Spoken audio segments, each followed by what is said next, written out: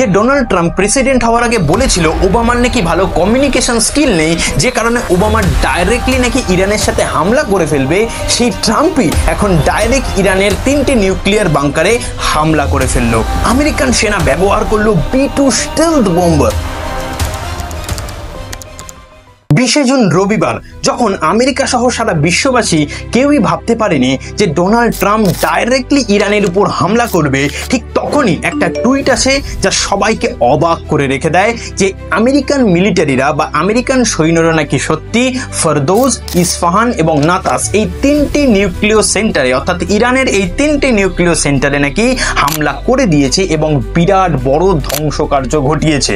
কিন্তু এই ঘটনার পরে ইরান ডাইরেক্টলি কোনো রিপ্লাই দেয়নি এবং ইরান কথাই বলেছে যে তাদের যত নিউক্লিয় মেটেরিয়াল ছিল, অর্থাৎ ইউরেনিয়াম যেগুলো সংরক্ষিত ছিল, সেগুলো নাকি সেফলি সরিয়ে নেওয়া হয়েছে এবং কোনো ক্ষতি হয়নি। এবং এটাও জানা যাচ্ছে স্যাটেলাইট ইমেজে দিয়ে যে সেখানে কোনো প্রকার রেডিয়েশন অ্যাক্টিভিটি এখনো পর্যন্ত দেখা যায়নি, যেটা কিন্তু যতই হোক একটা ভালো সাইন, কারণ নিউক্লিয়ার রেডিয়েশন হলে কি পরিমাণ ক্ষতি হতে পারে তা আমরা সবাই জানি। কিন্তু কথা হচ্ছে আমেরিকা এই ইসরায়েল আর ইরানের যুদ্ধের মাঝে ঢুকলো কেন?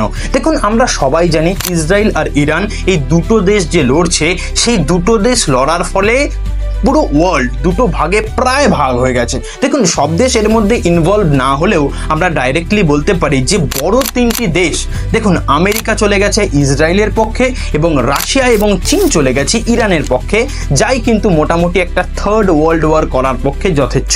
এবার কথা হচ্ছে কেন আমেরিকা এর মধ্যে ঢুকলো? দেখুন, ইসরায়েল বহুদিন ধরে কিন্তু ইরানের সাথে যুদ্ধ করছিল, ইরানও কিন্তু কন্টিনিউ যুদ্ধ চালাচ্ছিল, কারণ তারা চাইতো না যে ইরান একটা পারমাণবিক শক্তি সমৃদ্ধ দেশ হোক। এটা যেমন ইসরায়েলও চাইতো না, তেমন আমেরিকাও চাইতো না, সঙ্গে আরো অনেক দেশও কিন্তু ছিল।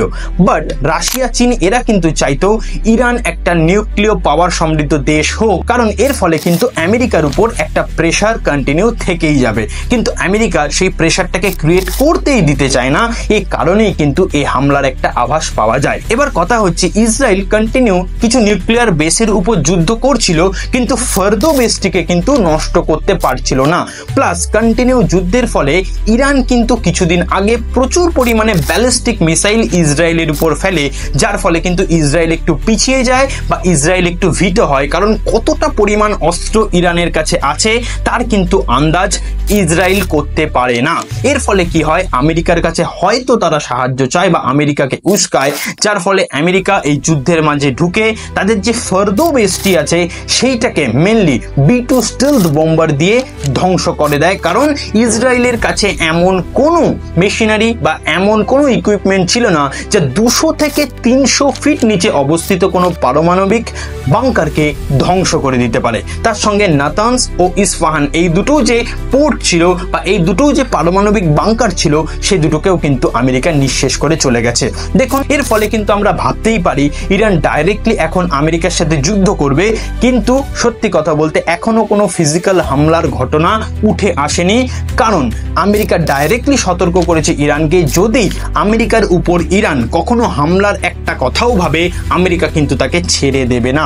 এর ফলে কিন্তু ইরান সত্যি একটু পিছিয়েছে, বাট ইরান কিন্তু এখন ইউজ করছে তাদের জিওগ্রাফিক্যাল অ্যাডভান্টেজগুলিকে। হরমুজ যে পোর্টটি আছে, যেখান থেকে সারা বিশ্বের 20% ক্রুড অয়েল, গ্যাস ইত্যাদি শেয়ার হয় বা এক্সপোর্ট হয়, সেই জায়গাটিকে কিন্তু তারা বন্ধ করে দিয়েছে। কারণ মাত্র 35 কিলোমিটার অঞ্চলের সেই পোর্টটিকে তারা যদি বন্ধ করে দেয়, সারা বিশ্বের কিন্তু 20% অয়েল এবং গ্যাস ওখান থেকে বেরোনো বন্ধ হয়ে যাবে, যা কিন্তু সত্যি একটা বড় ক্রাইসিস দেখা দেবে সারা বিশ্বে। এর ফলে কিন্তু অনেক দেশ ইরানের পক্ষে আসতে পারে। দেন এটাও কিন্তু ইরানের থেকে বলা হয়েছে তারা কিন্তু চুপ থাকবে না, এর জবাব কিন্তু তারা দেবে। হয়তো এর জবাব তারা ইসরায়েলের উপরেই হানবে, ডাইরেক্ট আমেরিকার উপর এর জবাব না দিতে পারলেও। কারণ সত্যি কথা বলতে তারা নিন্দা নিশ্চয়ই করেছে আমেরিকার এই ঘটনায়, কিন্তু প্রবলেম হচ্ছে আমেরিকা সহ বিভিন্ন দেশ কিন্তু এখনো চায় না যে ইরান একটা পারমাণবিক শক্তিধর দেশ হোক। যদিও রাশিয়া এবং চীন কিন্তু সরাসরি ইরানকে সাহায্য করেছে এবং ইরানের সঙ্গে থাকছে। এবার কথা হচ্ছে ভারতের এখন কি পক্ষ নেওয়া উচিত, ভারতের এখন কোন দিকে যাওয়া উচিত। দেখুন, ভারত যদি সরাসরি এখন ইসরায়েলকে সাপোর্ট করে তবে কিন্তু ভারতের সব থেকে বড় মিত্র আপনি বলতে পারেন রাশিয়া তার বিপক্ষে চলে যাবে। এবং আরো একটা কথা, চীন কিন্তু ভারতের তবে আবার বিপক্ষে চলে যাবে, যার ফলে কিন্তু একটা হামলার পরিমাণ বা আবার একটা কূটনীতির পরিমাণ বাড়তে পারে। ফলে ভারতকে কিন্তু এখন নিউট্রাল থাকা দরকার, ভারতকে কিন্তু কারুর ডাইরেক্ট পক্ষ নিলে হবে না। কারণ ইসরায়েল এবং ইরান এই দুটো দেশের থেকেই কিন্তু ভারত প্রচুর পরিমাণে হেল্প পায় এবং ভারত প্রচুর পরিমাণে সাহায্য পায়। কারণ ইসরায়েল যেমন আমাদেরকে আর্কিটেক্টে, আমাদেরকে টেকনোলজিতে, আমাদেরকে এগ্রিকালচারে, বিভিন্ন কাজে এবং ভারত যা করে সব কিছুতেই লয়ালিটির সাথে সাহায্য করে এবং আমাদের পাশে থাকে, তেমন ইরানও কিন্তু আমাদের সব থেকে বেশি পরিমাণ ক্রুড অয়েল এবং গ্যাস দিয়ে আমাদের হেল্প করে। তাছাড়া যে চাবাহার পোর্ট আছে ইরানের, সেই চাবাহার পোর্ট কিন্তু ভারতকে ইরান ইউজ করতে দেয়, যার ফলে ভারতের সাথে সেন্ট্রাল এশিয়ার একটা কানেকশন তৈরি হয়ে যায়, যা কিন্তু ইন্ডিয়ার জন্য একটা বিরাট রাস্তা করে দেয়, যা পাকিস্তানকে কিন্তু ভারতের যে প্রবলেম ছিল সেখান থেকে হাটিয়ে দেয় এবং ভারতকে একটা বিরাট ট্রেডিং অপশন দিয়ে দেয়।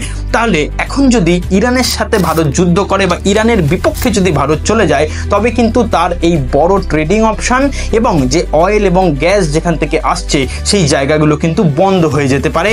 এবং ইসরায়েলের সঙ্গে যদি বিরোধিতা করে তবে কিন্তু একটা ভালো বন্ধু বা একটা বড় সাপোর্টার কিন্তু ভারত খোয়াতে পারে।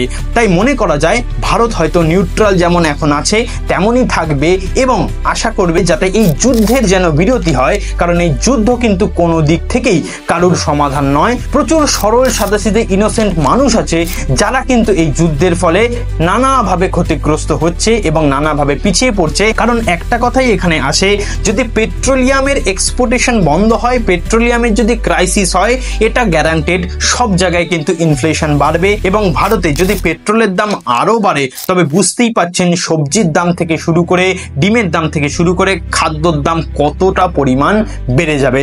তাই একটা কথা বলেই ভিডিওটিকে শেষ করতে চাই, যুদ্ধ নয় শান্তি চাই। ধন্যবাদ।